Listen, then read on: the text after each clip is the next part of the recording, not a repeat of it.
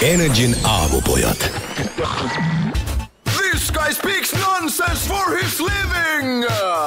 Actually, no one really understands what he's saying! But still, he makes people laugh!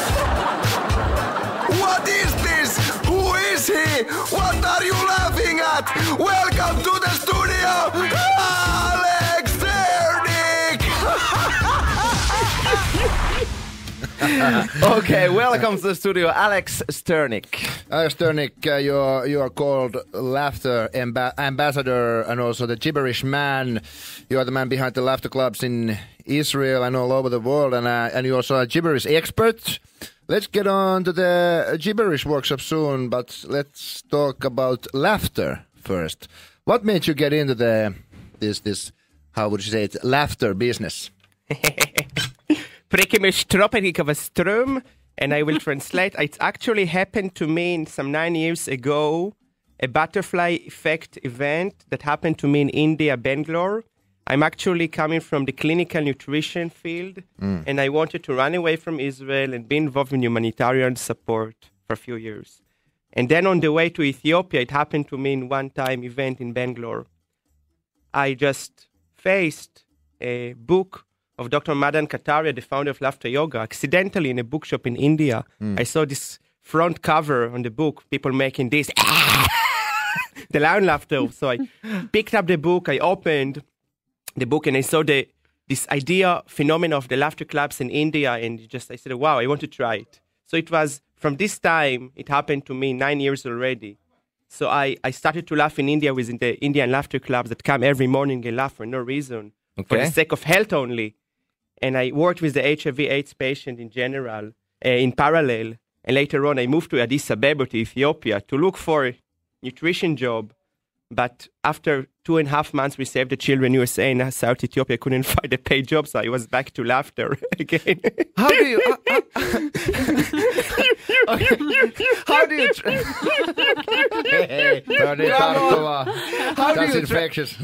Is this how you train laughter? Because, you know, people in Finland are very, how do you say it? Yeah, we don't laugh Quadratic. much. Yeah, how do you train it? Is it just, you know... Is it training? First of all, everybody should will to laugh for no reason because of sake of health. There is much research behind it. And when I understand that my laughter should not be dependent on circumstances of life, because from time to time we have surprises. We have tsunamis, we have September 11th in our personal lives, and this affects our immune system. But we should decide that we want to be healthy. And when we know that laughter is good for our immune system, we choose laughter with our body. And when we are ready to do it, we can come for training and start to laugh for no reason. We laugh as a form of exercise. And when we have another person laughing with us, laughter becomes contagious. Okay. But whether it's a stimulated laughter or a real laughter, the body doesn't know to tell the difference. Energin aamupojat. Energin aamupojat. Hey Alex, so you've been in Finland for the past few days, and you were talking about the fact that you think Finns are quite serious, right?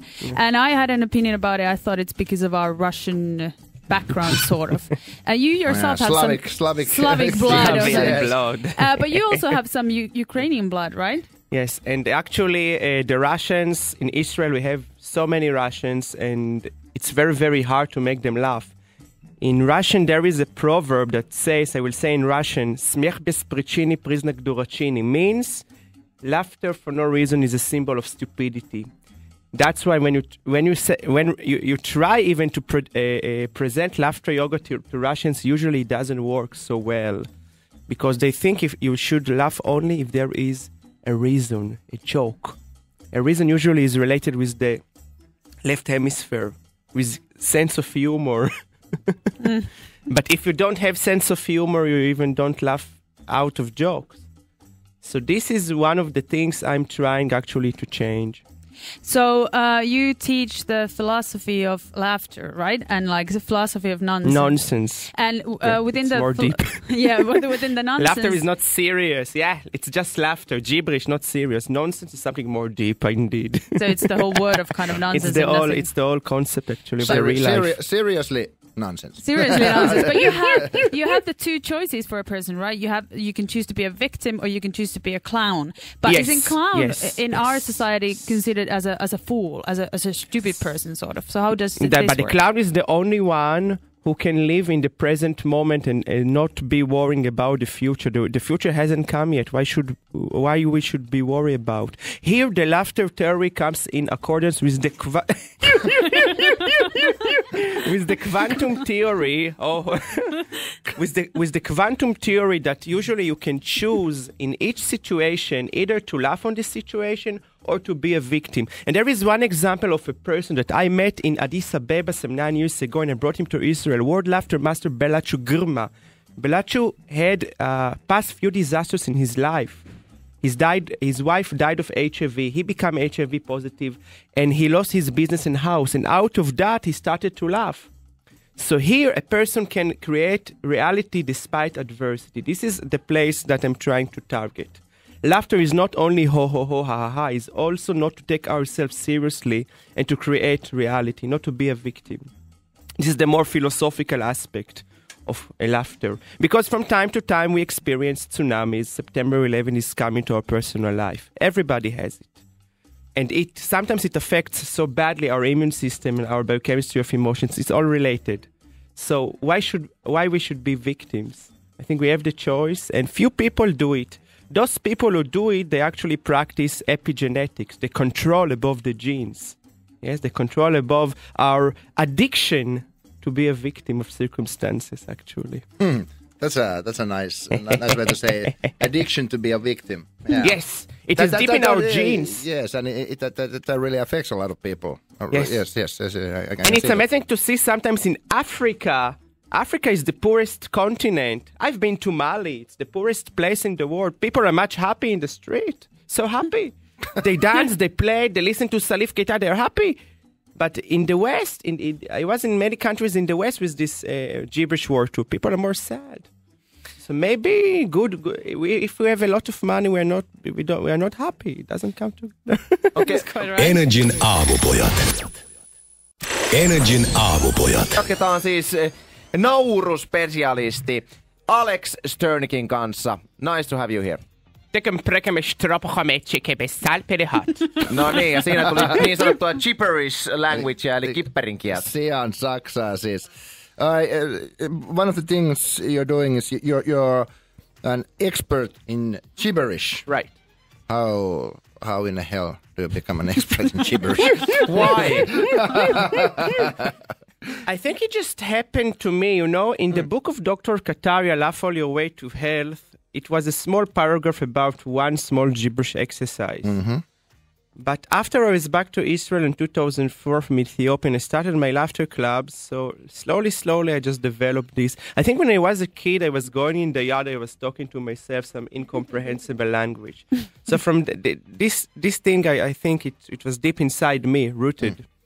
So I developed some kind of theater improvisation workshop which uses language with no meaning, or with no context. So it's actually a theater improvisation. This happened to me. And I think today I more relate this language.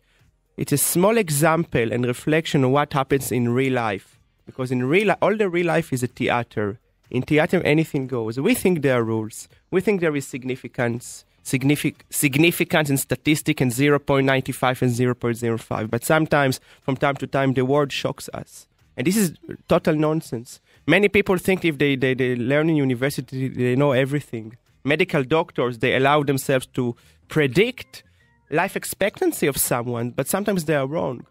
So if anything goes, so here we can experience this thing via using the language that we can say anything.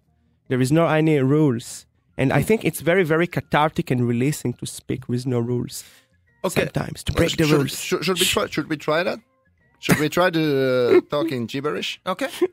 Teach us a little bit. Should we maybe like start to get an idea of some language and kind of start to imitate it? Or Yes, I prefer when people not just do a baby style gibberish like but try to speak in the words with syllables and sounds and intonation, that if you go with a friend in the street, other people will try to guess what language you're speaking. This is more interesting. So maybe if you speak Hungarian. If I start maybe, if I take my reference points from maybe Japan or something like. Yes. Exactly. Or maybe Russian. Or maybe some Iranian.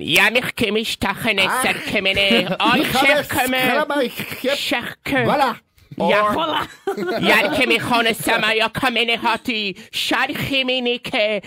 sounds like he's declaring war on the Western world. Or if you want some French, Or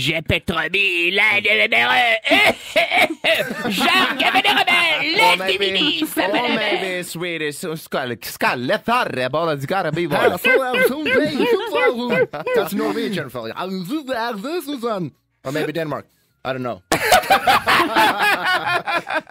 All right. This is easy. From the gibberish, we go to the laughter. Okay. Sure. Yeah? Yes. And the big difference between the gibberish seminar and in laughter yoga or laughter therapy, that there is no laughing by command. When we practice this language, when we do pantomime face, then laughter also comes. But not by command, it comes naturally. But there are many, many different kinds of exercises in gibberish. There are some exercises that also focus on anger management and sublimation of a conflict, and how not to give over-interpretation and over-meaning to things happen to us. This is the main thing I'm trying to show people via gibberish. Because when you give too much interpretation and meaning, you can lose control. Yes? In the gibberish, you can't lose control. You stop the thinking, you stop the mental process, the digging inside. Before we hear the next song, Swedish House Mafia, Greyhound, make us laugh. Make us laugh, yeah. We want to laugh because the Monday is a very hard day for us. Let's fake some laughter. Ha ha ha ha ha. Fake laughter. Ha ha